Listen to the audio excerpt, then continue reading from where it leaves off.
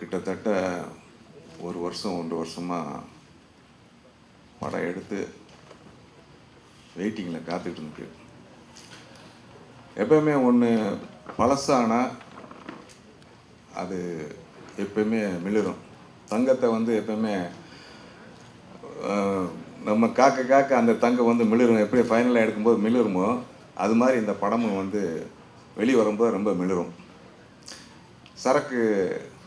நம்ம சரக்கு வந்து 14 வருஷம் வந்து மண்ணுக்குள்ளே போட்டு வச்சு 15 வருஷம் கழிச்சு வந்து அந்த சரக்கு சாப்பிட்டோம்னா எப்படி போதை இருக்குமோ அந்த அளவுக்கு இந்த கதையில் வந்து போதை இருக்கு. ஏன்னா இந்த படத்தை சின்ன படம் அப்படின்னு சொல்லிட்டு டைரக்டர் வந்து என்கிட்ட வந்து ஆக்சுவலாக நான் கொச்சினில் இருக்கும்போது வந்து கதை சொல்லணும்னு சொன்னார். யாருன்னு தெரியாதவர், ஒரு புது டைரக்டர்னு சொன்னாங்க. சரிங்க லைன் சொல்லுங்கள் அப்படின்னு சொன்னேன். சார் 20 நாள் டேட் வேணும் அப்படின்னாரு. முதல் ரேட்டு சொல்லுங்கள் அப்படின்னேன். சார் இது சின்ன படம் சார் அப்படின்னாரு.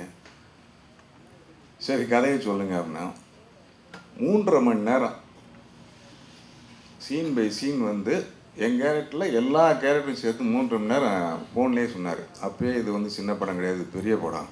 ஃபோன்லேயே 3.5 மணி நேரம் இருந்தாலும் கதை சொல்லிகிட்டு இருக்கான். அதனால் வந்து இதில் நம்ம நடிச்சே ஆகணும் அப்படின்னு சொல்லி, ஏன்னா அவர் ஃபோனில் சொன்ன டைலாக்லாம் வந்து நானும் மதுரைக்காரன் தான். ஆனால் வந்து அந்த மாதிரி ஸ்லாங் நான் வந்து இதுவரை கேட்டதே கிடையாது.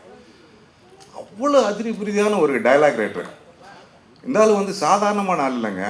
பார்க்குறதுக்கு வந்து சும்மா முன்னூட்டு இருக்கான். ஆனால் வந்து அந்த ஆள் வந்து பாருங்கள், படம் ரிலீஸ் ஆகுது பாருங்கள், ஒரு பெரிய ரேஞ்சு டைரக்டர் ஆகும். இந்த படம் வந்து டெஃபினட்டாக வந்து 2-3 அவார்டு வாங்க. ஒன்று வந்து டைரக்டர் கிடைக்கிறதா இல்லையான்னு அந்த ஸ்கிரிப்டு டைலாகு, ரெண்டாவது வந்து கேமராமேன் பின்னிட்டான். அதுக்கப்புறம் வந்து நான் வந்து மியூசிக் டைரக்டர் வந்து இப்போ தான் பார்க்குறேன். பட் அவர் வந்து சரி இப்போ பார்த்தோன்னே என்ன சாங் இருந்தாலும் போட போகிறோம், ஆள் வந்து டுண்டாக இருக்கார், என்ன ஒல்லி பிச்சியாக இருக்காங்க அப்படின்னு ஒரு ஃபீலிங்கில் நம்ம இருந்தோம். ஒரு ஆளை பார்க்கும்போது வந்து சரி வந்து நம்ம ஃபஸ்ட்டு இம்ப்ரெஷன் ஆகுங்களா. ஆனால் பாட்டு பார்த்துட்டு நான் அந்த பஸ்ஸில் ஏதோ ஒரு சாங் போட்டாங்க, அதில் வந்து நடிக்க கூப்பிட்டா நம்ம நடித்தேன். பட் சாங் கேட்டேன், எக்ஸ்ட்ரானியராக இருக்கேன். நீ இன்னொரு சந்தோஷ் ஸோ அந்த சந்தோஷ் நாராயணன் இப்போ வந்தார்ல, அந்த மாதிரி ஒரு பெரிய லெவலுக்கு நீங்கள் போவீங்க. நீங்கள் ஈராஸ் இப்போ இளையராஜா கையில் கொடுத்தாங்க, இப்போ ஈராஸ் போயிருக்குல்ல, அதை காலம் பெரிய லெவலுக்கு நீங்கள் போவீங்க. நல்ல மியூசிக் டைரக்டர், நீங்கள் ஃபென்டாஸ்டிக்காக வருவீங்க. அடுத்து வந்து இந்த இந்த படம் வந்து எடுக்கும்போது வந்து என்னென்ன பிரச்சனைகள் வந்துச்சு. ஒரே ஒரு ஆள், நான் ஒருத்தனே வந்து ஃப்ளைட்டில் வந்து ஒரு 10 தடவை போயிட்டு வந்திருப்பேன். இந்த கொட்டாம்பட்டிங்கிற ஊருக்கு வந்து 10 தடவை போயிட்டு வந்திருப்பேன். ப்ரொடியூசரே வந்து காரில் தான் வருவார், எனக்கு மட்டும்தான் ஃப்ளைட் போட்டு கொடுத்தாங்க. ஒரே கம்பெனி தான். ஸோ அந்த அளவுக்கு வந்து ரொம்ப சின்சியராக வந்து ஆர்டிஸ்ட்டுக்கு. நான் இப்போ ஹீரோயினியை சொல்கிறாங்களே, ஹீரோயின் யாருன்னு பார்த்தோன்னா ஒரு கருப்பாக ஒரு கண்ணகரேன்னு ஒரு பொண்ணு அந்த பக்கம் சுற்றிக்கிட்டு இருந்துச்சு. ஹீரோ வந்து மாடு மேய்க்கிற மாரி ஒருத்தர் வந்து தாடி வச்சுட்டு அந்த பக்கம் எதாவது சுற்றிக்கிட்டு இருந்தேன். சரி இவங்களை வச்சு என்ன மேக போனேன். பட்டு திடீர்னு ஒரு நாள் வந்து இந்த ஹீரோயினியை வந்து